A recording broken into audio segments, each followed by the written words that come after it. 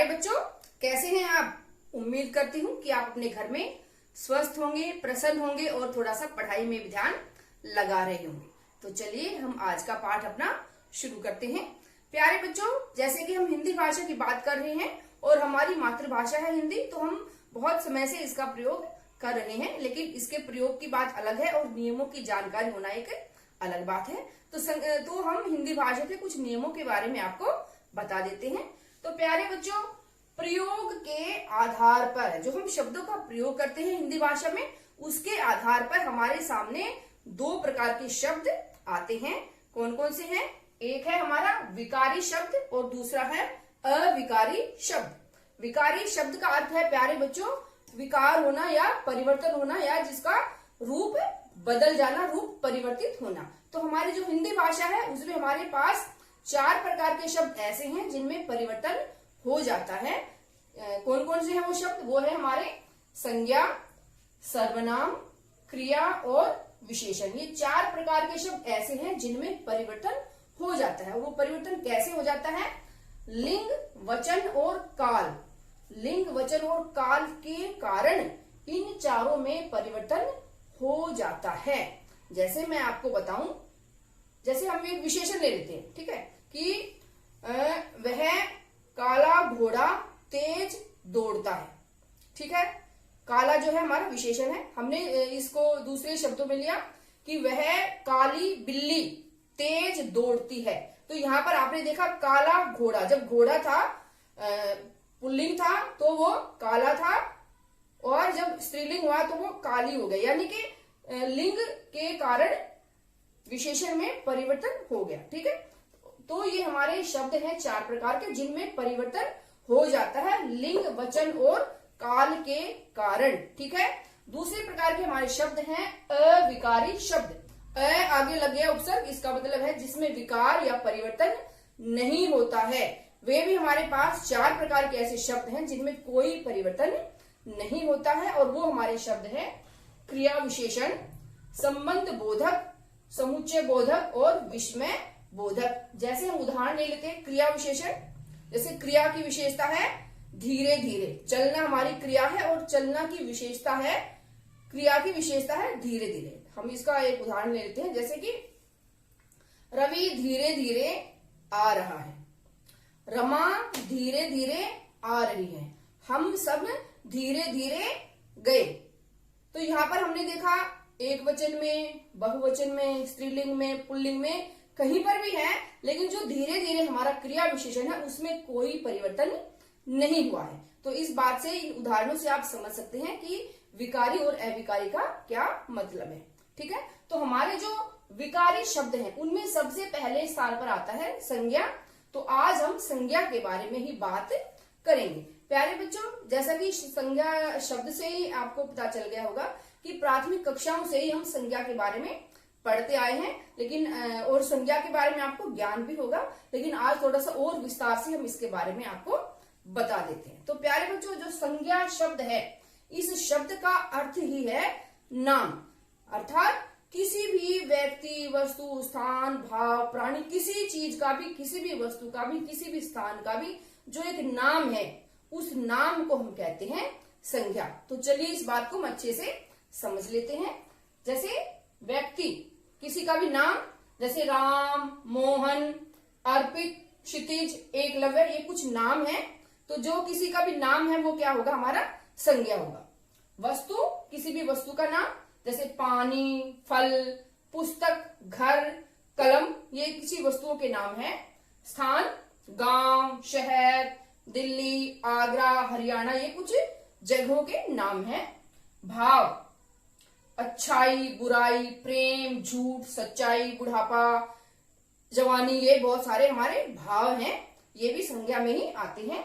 फिर है प्राणी, मनुष्य, पशु, पक्षी, स्त्री, मछली, ये कुछ हमारे प्राणी हैं। तो इस प्रकार इन सब बातों से हमारी संज्ञा की जो परिभाषा सामने आई है वो आई है किसी व्यक्ति, वस्तु, प्राणी, स्थान, भाव आदि के नाम को संज्ञा कहते हैं। कोई भी नेमिंग जो वर्ड है उसको हम संज्ञा कहते हैं। किसी भी भाषा की ये शुरुआत है इसमें कि संज्ञा हम किसे कहते हैं, किसी का भी जो नाम है उसको हम संज्ञा कहते हैं। तो चलिए हम संज्ञा के भेद के बारे में जान लेते हैं। तो प्यारे बच्चों, संज्ञा के भेद हमारे सामने 3 प्रकार के आते हैं। भेद का अर्थ है संज्ञा के प्रकार, भेद का अर्थ है प्रकार। तो संज्ञा हमारे सामने 3 प्रकार से आती है। पहला है व्यक्तिवाचक संज्ञा, दूसरा है जातिवाचक संज्ञा, तीसरा है भाववाचक संज्ञा। वैसे मुख्य रूप से संज्ञा के 3 भेद हैं, व्यक्तिवाचक, जातिवाचक और भाववाचक। लेकिन कुछ विद्वानों ने जातिवाचक संज्ञा में ही 2 और इसके भेद कर दिए हैं, जातिवाचक के अंदर ही 2 और भेद कर दिए हैं, द्रव्यवाचक संज्ञा और समुदायवाचक संज्ञा। समुदायवाचक को हम समूहवाचक भी कह सकते हैं। ठीक है, तो ये हमारी संज्ञा के भेद हैं। अब इन सभी भेदों के बारे में विस्तार से हम थोड़ा थोड़ा सा जान लेते हैं। तो सबसे पहली हमारी जो संज्ञा है वो है व्यक्तिवाचक संज्ञा। व्यक्ति मतलब किसी भी विशेष व्यक्ति, स्थान, वस्तु के बारे में जब बात की जाती है तो वहां पर व्यक्तिवाचक संज्ञा हमारी होती है। परिभाषा देख लेते हैं। जो शब्द किसी विशेष या निश्चित व्यक्ति, स्थान या वस्तु का बोध करवाते हैं, बोध का अर्थ है प्यारे बच्चों उसके बारे में हमें बताते हैं, उनको हम व्यक्तिवाचक संज्ञा कहते हैं। मतलब जिन शब्दों के द्वारा किसी निश्चित या विशेष व्यक्ति, वस्तु या स्थान के बारे में हमें पता चलता है उसे हम व्यक्तिवाचक संज्ञा कहते हैं, उन शब्दों को। ठीक है, उदाहरणों के द्वारा इस बात को अच्छे से हम समझ लेते हैं। पहला उदाहरण है हमारा, स्वामी दयानंद सरस्वती ने आर्य समाज की स्थापना की। तो ये हमारा जो वाक्य है, इस वाक्य में हम विशेष व्यक्ति के बारे में बात कर रहे हैं और वो विशेष व्यक्ति है स्वामी दयानंद सरस्वती, विशेष व्यक्ति। इसलिए ये जो उदाहरण है ये हमारा व्यक्तिवाचक संज्ञा का उदाहरण है। दूसरा है, जयपुर राजस्थान की राजधानी है। यहाँ पर हम जयपुर और राजस्थान 2 विशेष स्थानों के बारे में बात कर रहे हैं, इसलिए ये उदाहरण हमारा व्यक्तिवाचक संज्ञा का उदाहरण है। दूसरा है, हिंदी साहित्य में रामचरितमानस का महत्वपूर्ण स्थान है। तो यहाँ पर हमने एक विशेष वस्तु की बात की है, वो विशेष वस्तु है रामचरितमानस। अगला है, कुतुब मीनार दिल्ली में स्थित है। इस उदाहरण में कुतुब मीनार एक विशेष वस्तु है और दिल्ली एक विशेष स्थान है। तो इस प्रकार कोई भी विशेष व्यक्ति, विशेष स्थान या विशेष वस्तु के बारे में बात की जाती है तो वहां पर हमारा व्यक्तिवाचक संज्ञा उसमें आती है। प्यारे बच्चों, जो संज्ञा है वो हम प्राथमिक कक्षाओं से ही पढ़ते आए हैं, इसलिए हम इसके नियमों से अच्छे से परिचित भी हैं। लेकिन यदि आपको कोई परेशानी है तो वो परेशानी इस वीडियो में आपकी आज दूर हो जाएगी। तो मैं समझती हूँ कि व्यक्तिवाचक संज्ञा आपको उदाहरणों के द्वारा अच्छे से समझ में आ गई होगी। तो चलिए अब संज्ञा के और दूसरे उदाहरणों को भी हम भेदों को देख लेते हैं। संज्ञा का दूसरा भेद देख लेते हैं। दूसरा भेद है जातिवाचक संज्ञा। किसी भी प्राणी, जंतु एवं समूह की जानकारी या समूह का बोध करवाने वाले शब्दों को, संज्ञा शब्दों को जातिवाचक संज्ञा कहा जाता है। किसी भी प्राणी, जंतु, व्यक्ति, वस्तुओं के समूह की बात जब जहां पर होती है तो वहां पर हमारी जातिवाचक संज्ञा होती है। इसके कुछ उदाहरण देख लेते हैं। जैसे है, रानी किताब पढ़ रही है। अब रानी जो है वो एक किताब पढ़ रही है। कौन सी किताब पढ़ रही है, ऐसा कोई विशेष किताब के बारे में नहीं बताया गया है। किताबें तो बहुत सारी हैं, इसलिए जो किताब शब्द है ये हमारा जातिवाचक संज्ञा का उदाहरण है, क्योंकि इस किताब शब्द के अंदर किताबों की पूरी जाति के बारे में बताया गया है। दूसरा उदाहरण है, बच्चे विद्यालय जाते हैं। अब बच्चे विद्यालय जा रहे हैं, कौन से बच्चे जा रहे हैं, कोई विशेष स्पेशल बच्चों के बारे में बात नहीं की जा रही है, सभी बच्चों के बारे में बात की जाती है। तो यहाँ पर जो बच्चे शब्द है वो जातिवाचक संज्ञा का ही एक उदाहरण है। रोगों से बचने के लिए हमें फल खाने चाहिए। तो इस पंक्ति में फल शब्द जो है वो जातिवाचक संज्ञा का उदाहरण है, क्योंकि फल के अंदर जितने भी सारे फल हैं वो सभी इस शब्द के अंदर समाहित हैं। उन सभी का बोध इस शब्द से हो रहा है। ऐसे ही हमारा एक उदाहरण है, मैंने आज आम खाया। अब अब यहाँ पर जो आम है वो एक फल विशेष है, लेकिन कौन सा आम है उसके बारे में स्पेसिफाई नहीं है, इसलिए आम शब्द भी यहाँ पर जातिवाचक संज्ञा का ही उदाहरण है। इसको आप ध्यान से समझ लें, क्योंकि कई बार जो प्रतियोगी परीक्षाओं में ऐसा आ जाता है और हमें लगता है कि ये व्यक्तिवाचक संज्ञा का उदाहरण है, लेकिन नहीं, ये जो आम शब्द है ये जातिवाचक संज्ञा का ही उदाहरण है। अगला है, जैसे चिड़ियाघर में बहुत सारे शेर हैं। अब यहाँ पर जो शेर शब्द है ये भी व्यक्तिवाचक का उदाहरण न होकर जातिवाचक का ही उदाहरण है, क्योंकि शेर की जो है बहुत सारी प्रजातियां होती हैं, इसलिए किसी एक विशेष शेर के बारे में बात नहीं की गई है। पूरे शेरों की जो जाति है उस समूह के बारे में ये शब्द इंगित कर रहा है, हमें इशारा कर रहा है। तो इस प्रकार से जो एक समूह के बारे में जानकारी देते हैं हम उनको जातिवाचक संज्ञा के अंतर्गत ही हम लेते हैं। तो हमने शुरू में बताया था आपको कि जातिवाचक संज्ञा के अंतर्गत ही हम दो और संज्ञा के भेद लेते हैं, द्रव्यवाचक संज्ञा और समूहवाचक या समुदायवाचक संज्ञा। तो द्रव्यवाचक संज्ञा के बारे में जान लेते हैं। वे संज्ञा शब्द जो ऐसे पदार्थों या द्रव्यों का बोध करवाते हैं, बोध का मतलब उनके बारे में बताते हैं। प्यारे बच्चों, जो द्रव्य शब्द है, इस द्रव्य शब्द का अर्थ भी पदार्थ ही होता है। जैसे हम साइंस में पढ़ते हैं द्रव्य की अलग अलग अवस्थाएं, तो द्रव्य जो है इस शब्द का अर्थ ही है पदार्थ। तो इस द्रव्यवाचक संज्ञा के अंतर्गत ऐसे पदार्थों के नाम आते हैं जिन पदार्थों से अलग अलग वस्तुएं बनाई जाती हैं और उन पदार्थों को नापा और तोला जा सकता है। ये एक विशेषता है द्रव्यवाचक संज्ञा वाले शब्दों की, कि उनकी एक उन संज्ञा शब्दों से बहुत सारी चीजें बनाई जाती है, अलग अलग चीजें, और उनका नाप तोल किया जा सकता है। इन दोनों बातों को आप बिल्कुल ध्यान से समझ लें। इसके कुछ उदाहरण हैं, जैसे सोडा, चांदी, पीतल, मिट्टी, लकड़ी, दूध, ये पदार्थ की बातें हैं, और इन पदार्थों से हम और भी बहुत सारी चीजें बनाते हैं। तो मैं उम्मीद करती हूँ कि जातिवाचक संज्ञा और इसके अंतर्गत द्रव्यवाचक संज्ञा ये आपको अच्छे से समझ में आ गया होगा। उदाहरणों से आप इन बातों को और भी अच्छे से समझ सकते हैं। तो चलिए जातिवाचक संज्ञा का जो दूसरा भाग है उसके बारे में भी हम जान लेते हैं। दूसरा भाग जो हमारा है जातिवाचक संज्ञा में, उसको हम कहते हैं समूहवाचक या समुदायवाचक संज्ञा। वर्ग विशेष के समूह का बोध करवाने वाले संज्ञा शब्दों को हम समूहवाचक संज्ञा कहते हैं। वर्ग का अर्थ यहाँ पर है प्यारे बच्चों एक पूरा समूह, उसका जो बोध करवाया जाता है, बोध का अर्थ है उसके बारे में जब जानकारी प्राप्त होती है हमें, तो उसको हम कहते हैं समूहवाचक संज्ञा। उदाहरणों के द्वारा समझ लेते हैं जरा हम इस बात को। जैसे हमारा शब्द है कक्षा, टीम, सेना, सभा, समाज, दल, टुकड़ी, जत्था।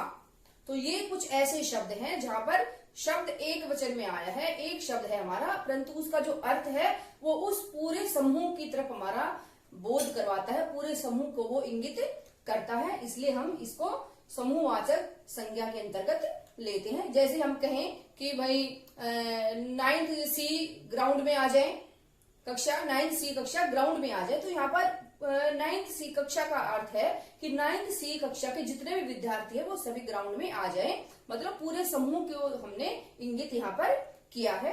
तो इसलिए ये हमारे समूहवाचक संज्ञा की कुछ उदाहरण है। ठीक है, अब हम अपनी जो अगली संज्ञा है उसकी तरफ चलते हैं। हमारी अगली संज्ञा है भाववाचक संज्ञा। प्यारे बच्चों, भाव का अर्थ है मन में महसूस किए जाने वाले भाव। यहाँ पर भाव का अर्थ किसी चीज का मूल्य नहीं है, वहां पर वो भी भाव होता है और ये भी भाव है। इस भाव का अर्थ अलग है और उस भाव का अर्थ बिल्कुल अलग है। तो जिस संज्ञा पद से, संज्ञा पद का अर्थ है संज्ञा के जिस शब्द से हमें किसी भी भाव, गुण, अवस्था आदि का बोध होता है, आदि के बारे में पता चलता है, वहां पर हम उसे भाववाचक संज्ञा कहते हैं। तो देख लेते हैं इसके उदाहरण। जैसे बुढ़ापा। अब जो बुढ़ापा है वो हमारी एक अवस्था में आता है, अवस्था में आता है। बचपन भी अवस्था है। सत्य, न्याय, प्रेम, दया, क्रोध, ये सारे हमारे गुण हैं। ठीक है, अच्छाई, धैर्य, ये हमारे गुण हैं। धैर्य ये भाव हैं जो हमारे हृदय में हम किसी को देखकर महसूस करते हैं, ये वे हैं सारे। सुंदरता, भाव है, ठीक है। तो इन सब शब्दों की जहां पर चर्चा होती है, जहां पर इनके बारे में बात होती है, वहां पर हमारी भाववाचक संज्ञा होती है। आइए आगे देख लेते हैं। कुछ शब्द हमारे ऐसे हैं जो भाववाचक संज्ञा में आते हैं एक वचन रूप में। जब वो एक वचन रूप में लिखे जाते हैं तो भाववाचक संज्ञा होती है, परंतु उन शब्दों का जब हम बहुवचन में प्रयोग करते हैं तो वहां पर वे भाववाचक संज्ञा न रहकर जातिवाचक संज्ञा बन जाती है। यहाँ पर जो मैंने बात कही है, इस बात का अर्थ यह नहीं है कि सारे ही भाववाचक संज्ञा जो है वो बहुवचन में होकर जातिवाचक संज्ञा बन जाती, सारे ही नहीं है, लेकिन कुछ ऐसे शब्द हैं जो कि बहुवचन में आने पर जातिवाचक संज्ञा में परिवर्तित हो जाते हैं। एक दो उदाहरण से हम समझ लेते हैं बात को। जैसे हमारा शब्द है बुराई, बुराई से दूर रहो। जब यहाँ पर हमने बुराई की बात की है एक वचन में, तो यहाँ पर ये भाववाचक संज्ञा का उदाहरण है। जब हम बात करते हैं बुराइयों से दूर रहो, बुराइयों आ गया तो ये जो बुराई शब्द है उसकी पूरी जाति के बारे में बात होगी, पूरी सभी बुराइयों की बात हो गई है, तो इसलिए यहाँ पर ये जातिवाचक संज्ञा का उदाहरण है। एक और देख लेते हैं। जैसे शब्द हमारा दूरी, दूरी शब्द का जब हम प्रयोग करते हैं तो वो होता है हमारा भाववाचक संज्ञा, लेकिन जब दूरियां शब्द का प्रयोग हम करते हैं बहुवचन में तो ये बन जाता है हमारा जातिवाचक संज्ञा। और प्यारे बच्चों, ऐसे शब्दों पर ही हमें ज्यादा ध्यान देना है, क्योंकि जो चीजें हमें आसानी से समझ में आ जाती हैं या हमें लगता है कि ये तो हमें आता है, वही चीजें प्रतियोगी परीक्षा में अक्सर नहीं पूछी जाती हैं। और जहां पर हम थोड़े से कंफ्यूज हो जाते हैं कि ये है या ये है, वही चीजें ज्यादातर परीक्षाओं में आती हैं, इसलिए इन चीजों पर आप ज्यादा ध्यान दीजिए। समूहवाचक संज्ञा के अंतर्गत कुछ ऐसे शब्द हैं जो हमेशा उसी रूप में प्रयुक्त होते हैं, उनमें कोई परिवर्तन नहीं आता है। समूहवाचक संज्ञाओं के निम्न प्रयोग, निम्न का अर्थ है नीचे लिखे गए कुछ प्रयोग ऐसे हैं जो निश्चित है, इनमें कोई परिवर्तन बदलाव नहीं होता है। इनके बारे में हम पढ़ लेते हैं कौन कौन सी हैं। जैसे पर्वतों की श्रृंखला, पर्वतों का जो समूह है उसको पर्वत श्रृंखला कहा जाता है। नक्षत्रों का मंडल, जो आसमान में नक्षत्र हैं हमारे, उनको, उनके समूह को मंडल कहा जाता है। तारों का पुंज, जो तारे हैं उनका जो समूह है, जो ग्रुप है उनका, उसको हम कहते हैं पुंज। ऐसे ही सैनिकों, स्वयं सेवकों का जो समूह है उसको कहा जाता है जत्था। तीर्थयात्रियों का दल या जत्था कहा जाता है। लकड़ियों का गट्ठर कहा जाता है, लकड़ियों का जो समूह है सूखी लकड़ियों का, उसको हम गट्ठर कहते हैं। कागज का दस्ता, कागज जब बाइंड हो जाते हैं एक पुस्तक के रूप में तो वो पुस्तक कही जाती है, परंतु जो लूज शीट्स होती हैं, खाली पेज होते हैं, उनके समूह को कहा जाता है दस्ता। चोरों का समूह, उसको कहा जाता है गिरोह। ऐसे ही गायकों की मंडली, भेड़ों का झुंड कहा जाता है। कर्मचारियों या मजदूरों का जो समूह है उसको संघ कहा जाता है। ऐसे ही प्रतिनिधियों का जो समूह है उसे शिष्टमंडल कहा जाता है। और नोटों की गड्डी कहा जाता है, जो नोट है हमारी करेंसी है उसके जो समूह है उसको गड्डी कहा जाता है। तो ये कुछ ऐसे शब्द प्रयोग हैं समूहवाचक संज्ञा के अंतर्गत जिनका प्रयोग इसी रूप में हमेशा किया जाता है। अभी हमने जाना कि व्यक्तिवाचक संज्ञा क्या है और जातिवाचक संज्ञा क्या है। कई ऐसे शब्द प्रयोग भी हैं जो व्यक्तिवाचक संज्ञा होते हुए भी जातिवाचक में ही प्रयुक्त किए जाते हैं। आइए उनको हम देख लेते हैं। व्यक्तिवाचक संज्ञा का जातिवाचक संज्ञा में प्रयोग। जब व्यक्तिवाचक संज्ञा का प्रयोग किसी एक व्यक्ति या वस्तु के रूप में नहीं होकर उस श्रेणी के सभी व्यक्तियों या वस्तुओं के लिए किया जाता है तो तब वह व्यक्तिवाचक संज्ञा न रहकर जातिवाचक संज्ञा बन जाती है। अर्थात कुछ ऐसे व्यक्ति हैं या वस्तुएं हैं जो अपने किसी विशेष गुणों के कारण प्रचलित हैं, प्रसिद्ध हैं।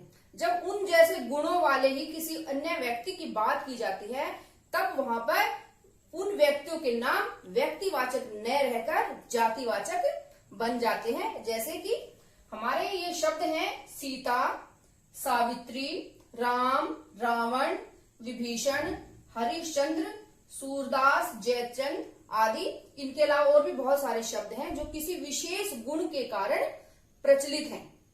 जब हम इन्हीं जैसे विशेष गुणों वाले अन्य व्यक्तियों के लिए इन शब्दों का प्रयोग करते हैं, तब ये व्यक्तिवाचक संज्ञा न रहकर जातिवाचक संज्ञा का बोध हमें करवाते हैं। जैसे आज भी भारत में हरिश्चंद्रों की कमी नहीं है। हरिश्चंद्र का आपको पता होगा कि सत्यवादी हरिश्चंद्र के नाम से हम इनको जानते हैं। सत्य हमेशा ये बोलते थे, चाहे कैसी भी कठिन परिस्थिति आए इन्होंने सच बोलना नहीं छोड़ा था। तो आज के समय में भी जब हम किसी बहुत सच्चे व्यक्ति की बात करते हैं, तब वहां पर हम हरिश्चंद्र का नाम लेते हैं। तो यहाँ पर हरिश्चंद्र जो है व्यक्तिवाचक न रहकर सभी सच बोलने वाले व्यक्तियों के लिए प्रयुक्त किया जाता है। तो यहाँ पर ये जातिवाचक संज्ञा का उदाहरण बन जाता है। जैसे अरे उस सूरदास को सड़क पार करवाओ। सूरदास हमारे हिंदी साहित्य के बड़े महत्वपूर्ण कवि रहे हैं, जिन्होंने कृष्ण भक्ति पर बहुत सारी काव्य रचा है। तो लेकिन ये भी पता होगा आपको कि सूरदास जो है वो जन्मांध थे, अंधे थे वो।